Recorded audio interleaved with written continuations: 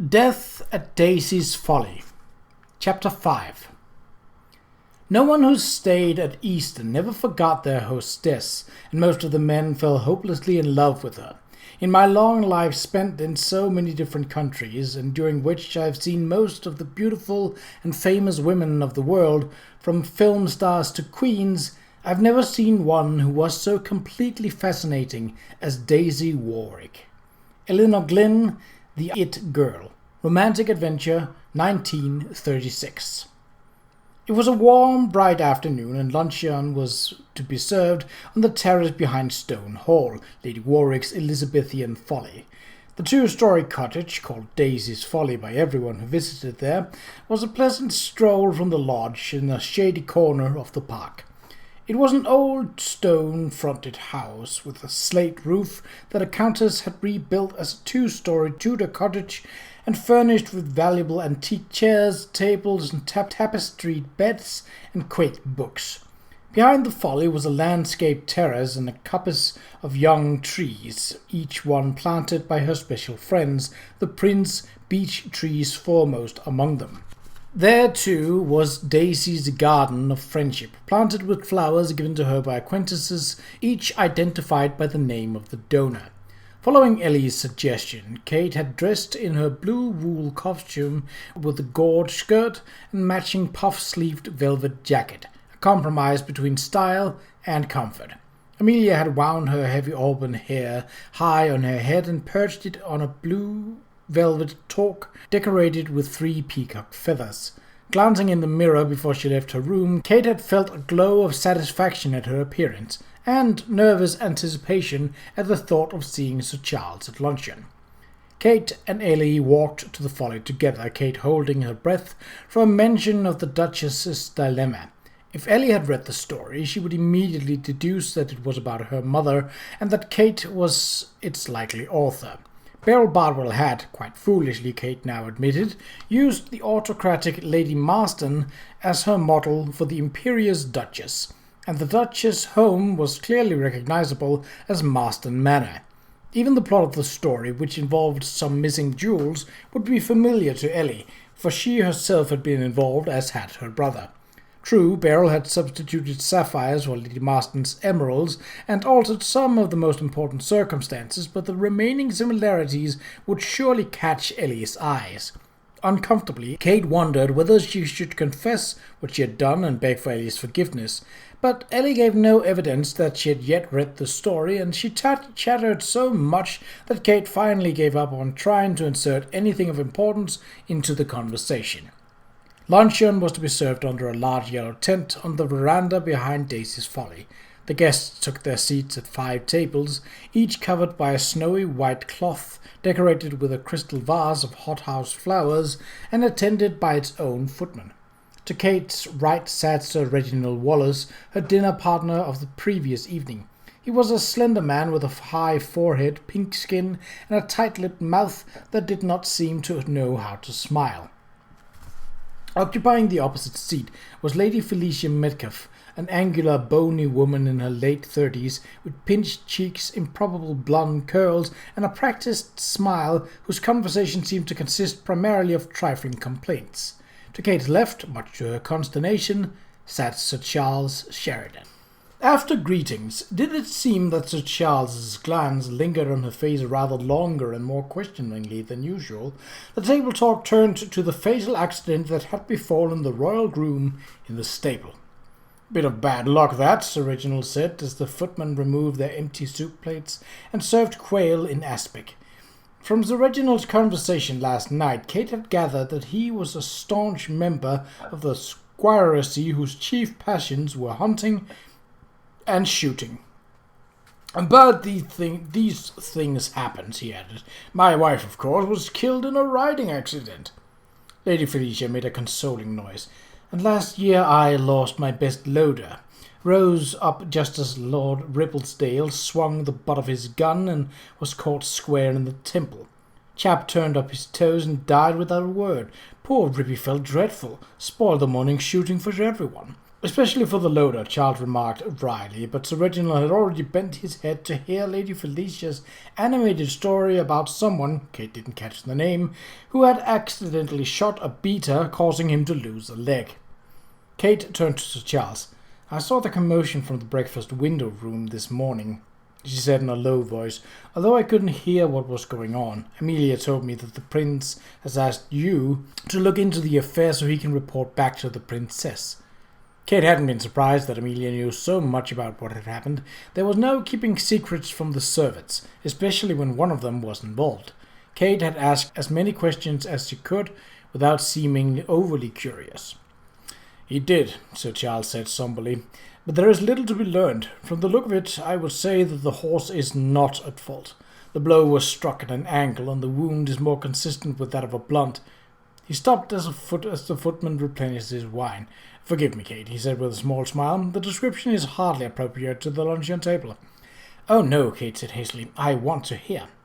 The death of the young groom had given Beryl Bardwell a new idea for the plot of The Loves of Lady Lenore, the tentative title of her current novel, and she was anxious to fill in Amelia's sketch with Sir Charles' observations. Identifiable elements would have to be radically changed, of course. Beryl Bardwell had learned her lesson. "Please," Kate said more steadily, "do continue." "I fear there's not much else to tell," Sir Charles said, and went on to say that it appeared that the boy had struck, or been struck, by something heavy, and had died of a brain injury. The accident had taken place at an early hour of the morning, likely just after sunrise, when the boy had left his sleeping quarters. Sir Charles had searched the royal stall, the adjoining stalls, and the loft overhead, and questioned the stable boys, grooms, and coachmen. But there had been the usual gaiety in the servants' hall in the previous nights. Servants traditionally contrived their own entertainment at a country house weekend. Men and the boys of the stable staff had risen rather later than usual. No one admitted to hearing or seeing anything suspicious. "Is it possible that he fell from the loft into the stall?" Kate asked. "It's possible," Charles admitted, "but I found no evidence in the loft to suggest that he had ever been there." Kate watched him surreptitiously while he talked. Sir Charles, a man of medium build, wore comfortable-looking tweeds that were disreputable enough to earn a glance of arch dismay from Lady Felicia and their wearer the distinction of being the worst-dressed guest at luncheon. Convenient to his interests, Sir Charles had a passion for all sorts of odd scientific pursuits. The pockets of his jacket bulged with such things as calipers and measuring rules and magnifying lenses. His dusty breeches were tucked into scuffed leather boots, and when he sat down he had removed a broad-brimmed felt hat with a shapeless crown. His overlong brown hair was curly, but his beard, under prominent cheekbones, was neatly clipped, and his quick, cherry-coloured eyes were disconcertingly attentive. At least, Kate found them so. "And that is the sum of it," he concluded ruefully. "The lad seems to have been struck while he was attending the horse. By whom, or with what motive, it is impossible to say, and lacking any physical evidence, there's nothing on which to form even a guess." "Will there be a coroner's inquest?" Kate asked. "In all probability," Charles said. "I assume that Lord Warwick has notified the authorities." He sat back to allow the footman to take his empty plate and to place before him a serving of fruit-crowned trifle studded with almonds. In the lull, Kate's ear caught a shred of their companion's conversation. The remark, Lady Metcalfe's, concerned their hostess, seated 2 tables away. Suddenly intrigued, Kate picked up her fork and began to eat her dessert, listening avidly. "And then she got herself elected to the Warwick Workhouse Board," Lady Metcalfe was saying with sotto voce to Lord Reginald. She made clicking noises with her tongue. "Utter folly, the Countess of Warwick presenting herself as a candidate for poor Lord Guardian. Really, I don't know which is worse, her soiling herself with a workhouse or meddling in politics. Why, I have even heard that she has considered standing for Parliament, and that she plans a campaign for Mrs. Pankhurst's Women's Suffrage Society. Such utter foolishness! And you know, don't you, that she has recently begun taking regular luncheons with both Stead and Blatchford." The Workhouse Board? The Women's Suffrage Society? Kate listened open-mouthed. There was more to Daisy than she had ever guessed. Stead and Blatchford. Sir Reginald replied with what seemed like genuine concern. "I'm sorry to hear it. Those are dangerous men, those two. Daisy should steer clear of them, or she'll find herself in serious trouble." Sir Charles raised his head. "Willie Stead is a crusader, perhaps," he said mildly, "and righteous indignation may sometimes carry his pen to extremes. But I'd scarcely consider him dangerous." "On the contrary, Sheridan," Sir Reginald snapped, "an irresponsible journalist like Stead is damned dangerous. The man publicly agitates for reform of the House of Lords and that socialist nonsense of his about international disarmament." "I have seen the Krupp munitions factories," Sir Charles said grimly, "and watched Kaiser's armed divisions pass in review. Stead is right. If nations do not renounce violence, the coming conflagration will engulf us all. Even if by some miracle we avoid the war, the cost of armaments will soon become utterly ruinous." Sir Reginald pursed disapproving lips. "And Robert Blatchford is an outright socialist," he said, as if Charles had not even spoken.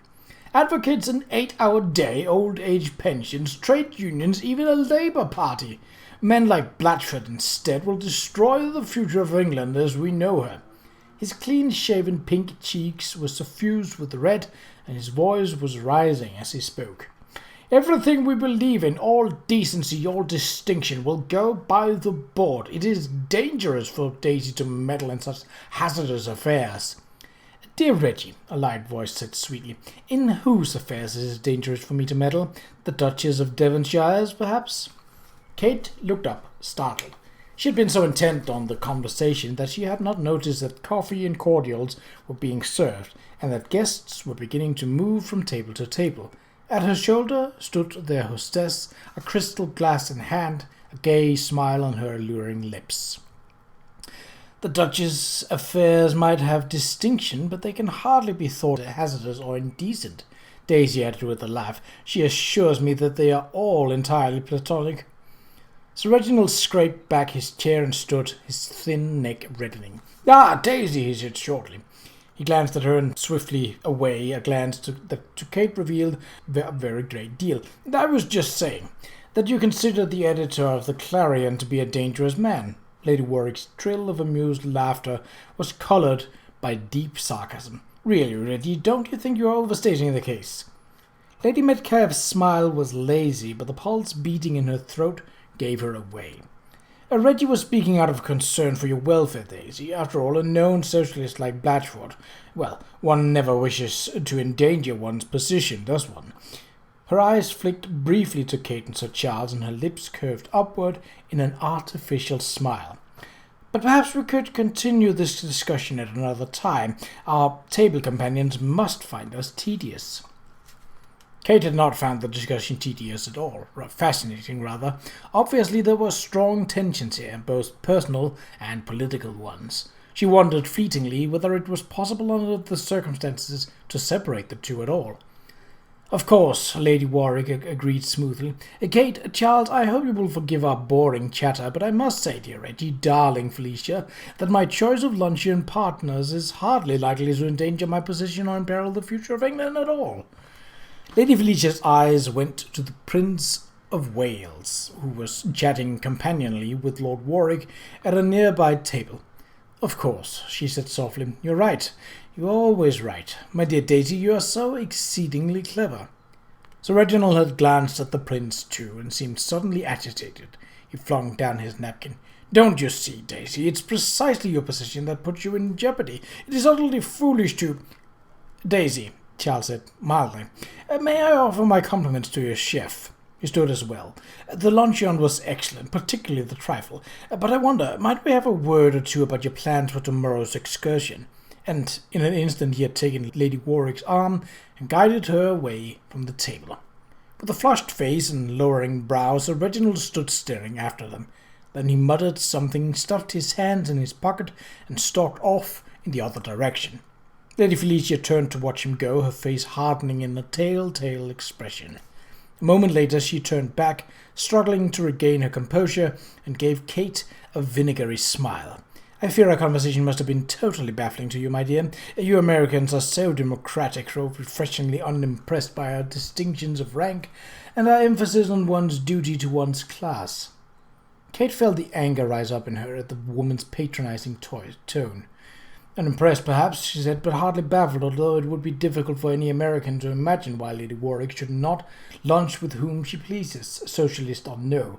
And I don't imagine that your conversation entirely concerned duty or distinctions of rank, or even politics. No, she realized it had not. Beneath his anger, Sir Reginald was passionately in love with Daisy Warwick. Lady Felicia was passionately jealous. Lady Felicia might have answered, but she was interrupted by the arrival at the table of Lady Lillian Forsyth, a stunningly beautiful woman, only a few years older than Kate, with curly black hair, plucked black brows, and a full, pouting mouth. She was wearing mauve with a touch of black lace in honor of her dead husband, for whom she was in the last month of mourning. Acknowledging Kate with a brief smile, Lady Lillian sat down in Sir Charles' vacated chair. "Felicia," she said, leaning forward urgently, "who in the world is he?" "Who is who, Lillian?" "That unkempt man who was sitting in this chair a moment ago, the one wearing the unspeakable jacket." Lady Metcalfe laughed merrily. "Oh, yes," she said, "all those bulges in his pockets, Lillian, my dear. You have always fancied the strange one. Whatever happened to that young man you made such a pet of in Paris? An artist, wasn't he?" She paused. "This one's name is Charles Sheridan. Sir Charles." Lady Lillian arched her eyebrows. "He is quite attractive, rather, in a rustic way.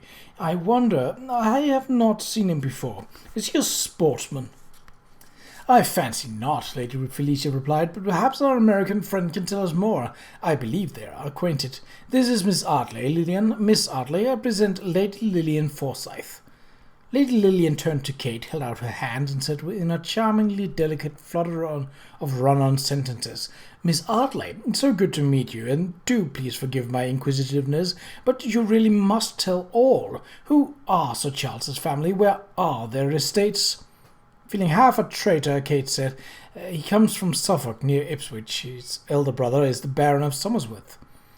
Lady Felicia sat back, smiling lazily. "Ah, he is a detrimental, Lillian." Kate frowned, not liking the sound of that word, not liking even more Lillian Forsyth's interest in Sir Charles. "What is a detrimental?" she asked. "A man who is eminently eligible suitor in every way but circumstance," Felicia said. "A younger son who will not inherit, with no settled income." She gave Lady Lillian a pointed glance. "Detrimentals are suitable chiefly for married women or wealthy widows." "Oh, Felicia, you are so shocking," Lady Lillian said, examining the tips of her black gloves idly. "And what are Sir Charles' chief interests, Miss Ardley?" Kate felt a sharp twinge of jealousy. The woman was remarkably beautiful, and although she seemed rather too brittle and calculating to appeal to Sir Charles, she was of his social class, if she were aggressive enough. "His chief interest," Kate murmured. "Bats, I believe." The remark was true if disingenuous. Sir Charles had made an extensive study of the habitats of various bat species in the east and south of England. "Bats!" Lady Felicia's laugh was a mocking tinkle. "What did I tell you, Lillian? You always manage to fall into love with the strange ones." Lady Lillian arched her plucked brows. "One does quite relish a challenge, doesn't one?" Charles, leading Lady Warwick from the veranda, was conscious of the curious eyes on them, and of Daisy's gloved hand, light on his sleeve, her lovely face turned up to him. It was a face he knew, for their families were acquainted. His father and Daisy's stepfather, Lord Rosslyn, had both been interested in horses and had been friends on and off the turf. He remembered his parents commenting when he was quite young that since he and Daisy were of the same age and class, she would be a suitable daughter-in-law. But the magnitude of fortune that Daisy had inherited from her grandfather, Viscount Maynard, destined her for a husband of greater stature. It had been thought of for a time that she would wed Leopold, the youngest of Victoria's sons, for the Queen herself was intent on a match between them. The royal matchmaker was disappointed, however, when Daisy preferred Lord Warwick, one of Leopold's equerries and heir to the Earl of Warwick. whose ancestral home was Warwick Castle. Since then, Her Majesty had not been favourably inclined toward Daisy, and after rumours of her affair with the Prince of Wales reached the Queen's ears, she was forbidden to appear at court. This was only a minor misfortune, of course, for the Prince and Princess held their own court at Marlborough House, where Daisy was in frequent attendance. Charles did not know Daisy well, but the woman intrigued him. She felt far more complex than the silly spendthrift the press portrayed her as. She had an intelligent interest in politics and government that Charles suspected was partly responsible for the prince's attraction to her, and she had an unfashionable concern for those less fortunate that was at odds with her fashionably light-hearted facade. Her political interests were not likely to endear her to those who worried that the prince might mix state secrets with his pillow talk, but it was her tendency toward impulsiveness that worried Charles. The Countess of Warwick could easily find herself in trouble. "This isn't just about the excursion, is it, Charles?" she asked when they were out of earshot of luncheon gathering. "No," he said. "I felt that Wallace was becoming altogether too—" Daisy's face closed. "I no longer find Reggie amusing. He should not have been invited if Sir Friedrich had not insisted." Charles raised his eyebrows. Daisy had not always disliked Reginald Wallace. The two of them had been the talk of the town one season while Lord Warwick was in Mexico exploiting a gold mining franchise. The affair had been most unfortunate, ending with Wallace's wife threatened to sue for divorce. But divorce was impossible, of course, utterly unimaginable. It meant scandal, and scandal meant absolute ruin. Even the innocent parties would have been completely ostracized, their only recourse to go abroad to live. The unimaginable was averted when Lady Wallace was killed in a riding accident, but that had been 5 years or so ago. Daisy Warwick's affairs had taken quite a different turn since. Everyone knew that she and the prince were lovers. But Charles felt it would be presumptuous for him to remark on either relationship. He simply said, "Well then, shall we talk about tomorrow's excursion?" "What about it?" "H.R.H. has agreed to go to Chelmsford." Daisy made a pretty mouth. "He has agreed, although I'm quite sure he is doing it just to humour me. That's why I arranged for Bradford to drive that new automobile of his. I thought the novelty of the ride might make the destination more palpable. Bertie says he is looking forward to it." Charles understood. Albert Edward, Bertie, to his closest friends, was a pleasure-loving man who was usually at great pains to avoid anything ugly or even repulsive. Charles could think of no place more abhorrent and least likely to please His Highness than the one to which Daisy proposed to take him. To agree, the prince would have to be deeply infatuated, and even then Daisy was taking a risk here. "Well then," he asked, "what do you want of me, Daisy? What is to be my role in your expedition?" She dropped his arm and turned toward him, her lovely eyes wide. "Why, to document our visit, of course. Your photographs must be used to illustrate a magazine article." Hearing that, he felt even more uneasy. "What magazine article?" he persisted. "Don't you see?" she asked. She half turned away from him. "If His Highness shows concern about the appalling conditions of the poor, those in power of government will find it in their own interest to support reform of the poor law. As Miss Blatchford says, the prince himself does not have to do anything. He can shape the course of events simply by paying attention to the right issues at the right moment." "Mr. Blatchford? The excursion was his idea, then?" "No," she said, and then grudgingly, "Well, I suppose he did suggest it." She turned her blue eyes dark. "What's wrong with that, Charles? If the idea is a good one, what does it matter whose it was? And if I have influence over any man, great or small, is it not my obligation to use it for good?" Charles eyed her soberly. Reginald Wallace had spoken more accurately than he knew. "It matters because Blatchford is an acknowledged socialist," he said. "There are many in high places who fear socialism more than they fear the plague. Even the Queen herself is afraid of the power of the people." It was true. The press tended to portray Victoria as a benevolent monarch, universally loved by her people, but in actuality she was extraordinarily unpopular. The common people resented her obsessive grief for the prince consort and her decades-long seclusion at Balmoral, and said openly that she was derelict in her duty. For the last 10 years, radical MPs had pressed for the elimination of the monarchy and the establishment of a republic. Not long ago, a writer in the East London Observer had noted that men and their families are hovering on the brink of starvation, and there is grave reason to fear that a social revolution is impending. And Victoria herself was haunted by the spectre of what she called a new French Revolution in England, that would rise up and overthrow the monarchy, a fear that was fueled by every new report of labour unrest or anarchist violence. To many, these were desperate times. Daisy's mouth tightened and she raised her chin. Really now, Charles, you are becoming tedious. Charles could not tell whether Daisy knew what he was hinting at and refused to acknowledge it, or was so charmed by the idea of shaping the prince's character and hence the social policies of the crown that she was blind to others' views of her ambitions. But in either case, he would get no farther with her.